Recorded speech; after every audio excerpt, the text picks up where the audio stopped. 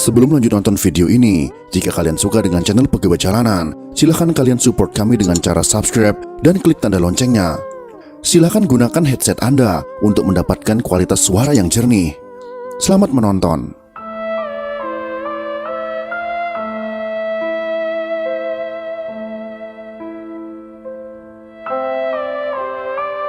Dipa Nusantara Aidit, Ketua Komite Sentral Partai Komunis Indonesia, telah ditembak mati puluhan tahun lalu. Tapi yang jelas adalah di mana dia dikuburkan masih menjadi misteri. Tidak ada yang benar-benar tahu, kecuali tentara yang mengeksekusinya. Tapi ada hal-hal menarik yang dapat kita ulas mengenai tokoh nomor 1 PKI ini. Hanya 2 hari menjelang kudeta 30 September 1965, Aidit berpidato pada rapat umum CGMI, yaitu Konsentrasi Gerakan Mahasiswa Indonesia, organisasi mahasiswa underbow PKI, di Istora Senayan, Jakarta. Di depan Bung Karno dalam acara yang disiarkan langsung oleh TVRI itu, Aidit dengan lantang berkata, kalau CGMI tidak bisa membubarkan HMI, lebih baik pakai sarung saja. Waktu itu HMI, yaitu Himpunan Mahasiswa Islam, merupakan organisasi mahasiswa Islam militan dan lawan politik utama PKI. Dengan dasar ideologi yang berbeda, maka HMI dianggap menghambat laju komunisme di Indonesia. HMI dan kelompok Islam yang tidak disukainya diberikan stempel maut oleh PKI, yaitu Antek DI-TII. Setelah Masyumi, Partai Sosialis Indonesia atau PSI, dan Partai Murba dibubarkan, PKI makin giat menuntut HMI dibubarkan karena dianggap menghambat gagasan-gagasan revolusioner yang digaungkan oleh PKI.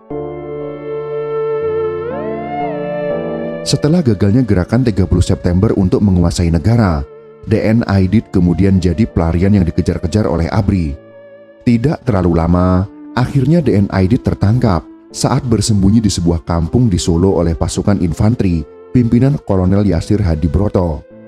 Kebetulan saat itu ada wartawan Alwi Shahab dan 4 wartawan ibu kota yang sedang berada di Solo mengikuti Menteri Pembangunan Masyarakat Desa atau PMD, yaitu Ipik Gandamana, ke daerah-daerah yang menjadi operasi ABRI di Jawa Tengah. Mengetahui ada wartawan yang mendengar penangkapan ini, menurut pengakuan Alwi Shahab dalam artikelnya, ia diingatkan untuk tidak membocorkan informasi tersebut. Alwi Shahab adalah wartawan senior yang lahir pada tanggal 31 Agustus 1936.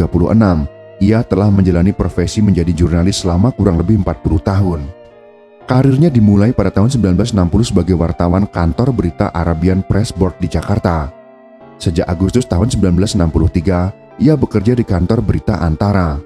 Selama tahun 1969 sampai tahun 1978, ia menjadi wartawan Istana. Sepanjang bertugas sebagai wartawan, Alwi Shahab kerap melakukan liputan di luar negeri. Di antaranya pada tahun 1983, ia mengunjungi perbatasan Malaysia-Thailand untuk meliput operasi penumpasan gerakan komunis oleh tentara Malaysia.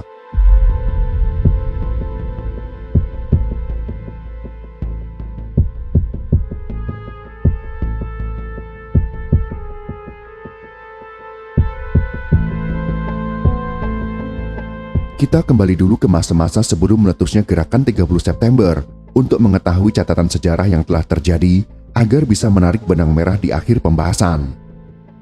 Setelah PKI dihancurkan akibat pemberontakan Madiun pada tahun 1948 yang dipimpin oleh Musso, Alimin pada tanggal 4 Februari tahun 1950 menghidupkan kembali PKI. DN Aidit yang kala itu berusia 26 tahun dan baru kembali ke tanah air bersama MH Lukman, pada tahun 1951 mengambil alih kepemimpinan PKI dari golongan tua yaitu Alimin dan kawan-kawan. Bersama Aidit, golongan muda lainnya adalah MH Lukman yang saat itu berumur 30 tahun, Sudisman berumur 30 tahun, dan Nyoto berumur 25 tahun.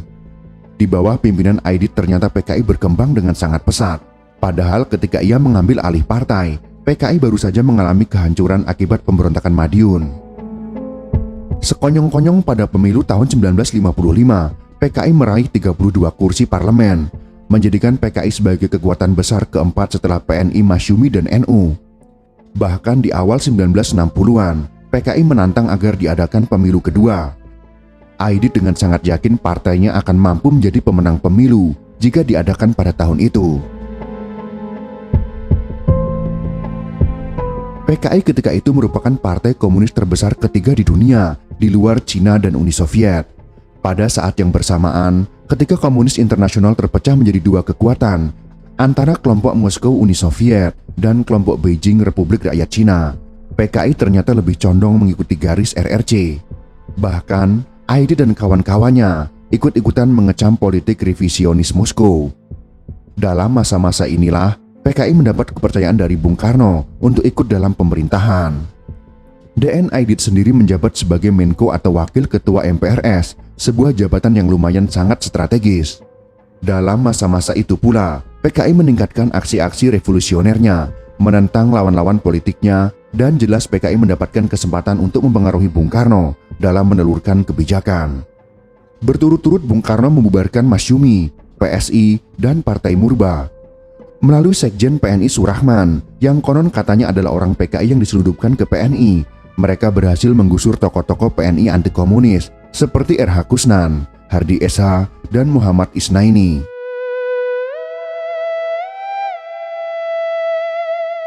Ingat, memang boleh kita akui, PKI mempunyai metode kerja yang lebih maju dan canggih, yaitu PKI mempunyai proyek KKM yang dikenal dengan kerja di kalangan musuh, dengan cara menyusupkan agen-agennya di semua institusi, organisasi, atau partai lain yang dianggap musuh dan dapat menjegal PKI di kemudian hari. Orang-orang PNI yang anti komunis tadi dituduh sebagai marxainis gadungan. Sekaligus PKI berhasil meluruskan marxainisme ajaran Bung Karno menjadi marxisme yang diterapkan di Indonesia. Saat-saat menjelang gerakan 30 September, Aidit banyak membuat pernyataan yang memanaskan situasi. Gagasannya tentang angkatan kelima, yaitu mempersenjatai buruh dan tani, yang merupakan gagasan pemimpin RRC, yaitu Chow En-lai, ditentang keras oleh Menko Hankam Kas AB atau Kepala Staf Angkatan Bersenjata, yaitu Jenderal Nasution, dan Menteri Pangat atau Panglima Angkatan Darat, Jenderal Ahmad Yani, hanya Menteri Pangau atau Panglima Angkatan Udara, yaitu Laksamana Umardani yang mendukungnya. Pihak militer juga menolak keras gagasan PKI tentang nasiokomisasi dalam tubuh ABRI, yang benar-benar akan menjadikan ABRI sebagai kekuatan politik, karena tiap pimpinannya terdiri dari wakil-wakil nasionalis, agama, dan komunis. Bersama dengan Syam Kamaruzaman, yaitu Ketua Biro Khusus PKI, Aidit kemudian aktif mempersiapkan perebutan kekuasaan. Dialah yang menentukan hari H pada tanggal 30 September tahun 1965 sebagai hari pemberontakan. Setelah gerakan 30 September gagal, Aidit melarikan diri ke Jawa Tengah. Karena kegiatannya selama persembunyian, ia menjadi target utama penangkapan oleh ABRI.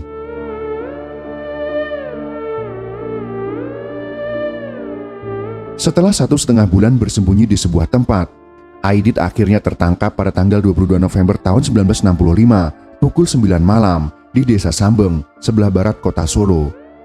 Saat penggerebekan, Aidit bersembunyi dalam sebuah lemari. Namun karena lupa atau buru-buru karena ketakutan, ia malah meninggalkan sandalnya di depan pintu lemari.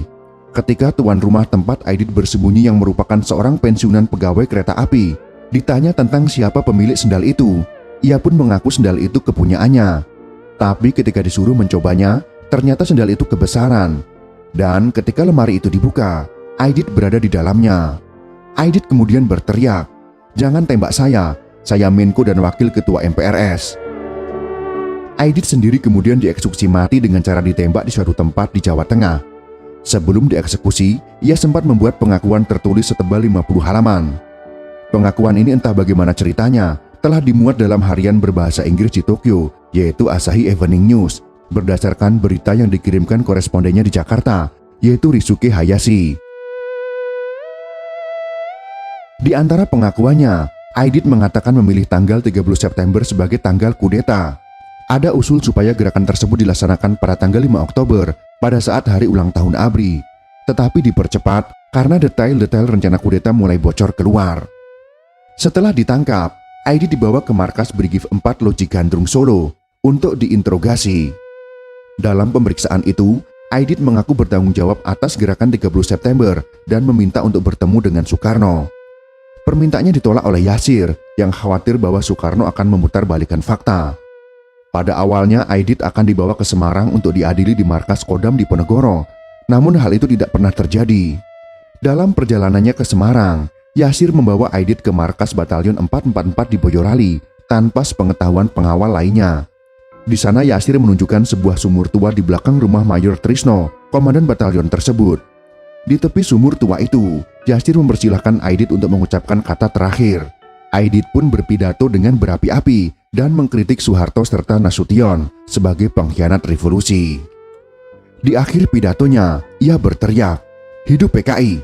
Seruan itu menjadi seruan terakhirnya karena segera setelah itu, ia ditembak mati oleh Yasir dan jasadnya dimasukkan ke dalam sumur tersebut. Sekian dan terima kasih. Jika kalian suka dengan video ini, silakan berikan jempol ke atas. Dan jika kalian menganggap video ini bermanfaat, maka bagikanlah untuk teman-teman Anda yang lain. Terima kasih sudah menonton.